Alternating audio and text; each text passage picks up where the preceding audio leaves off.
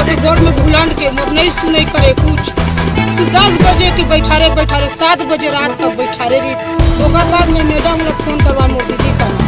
दीदी फोन करी तो मैडम है आई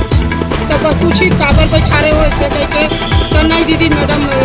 साहब जाने नहीं दे रही है, साहब के आदत भी हम नहीं छुट्टी दे तो मैडम गाड़ी दी थोड़ा सेठ भी देखे डरे ना तो राहत लग तोड़ दूं मोर आर्डर कौन तो बड़े बड़े नेता बुलावा तब बुला कर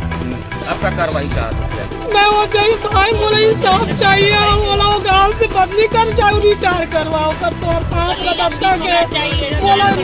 मिलना चाहिए मोर इंसाफ और कुछ नहीं चाहिए। कार्रवाई नहीं होता आगे क्या कदम उठाओगे? हम तो हम आंदोलन करबो मैं बोला होना है कि यहाँ से नहीं होना चाहिए हमारा आंदोलन प्रभारी के विरुद्ध जो है शिकायतें मिली हैं उस पर निष्पक्ष जांच की जा रही है और कार्रवाई भी किया गया है। और आगे भी अगर किसी भी जो है थाना प्रभारी के द्वारा किसी भी प्रकार के अनुचित कार्य में या अवैध कार्य में संलिप्तता पाई गई तो उस पर जांच कर सख्त से सख्त कार्रवाई की जाएगी। यह स्पष्ट रूप से सभी को बता दिया गया है और सभी जो है उस पर अमल करें। के लिए मैं रिपोर्ट लिखा रही हूँ 2.5 महीना हो गए न मन खोजी तुजी नहीं मैं खोज के लाए हूँ तो खोज के लाए तो अपने मन फोन करी कि लड़कल पा गए तो इससे दस्तखत करबे और ले जाबे कहीं फोन कर मैं गए हैं फोन करी तो गए हूँ तो मोला लिखे के बाद यहाँ कोर्ट भेजबो नियाला कह के लड़का के बाल नियाला नहीं करी तो बाद में बैठा दी बाद जो है ना टी साहब है ना का बात करी तो हम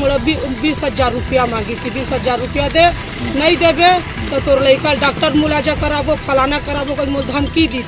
धमकी दी तो मैं नहीं दे सकूँ भाई के पाँव पर भी हूँ टी साहब के घर में घुलंड के मोर नहीं सुने करे कुछ 10 बजे के बैठारे 7 बजे रात तक बैठारे रही। ओकर बाद में मैडम लोग फोन करवा मोर दीदी का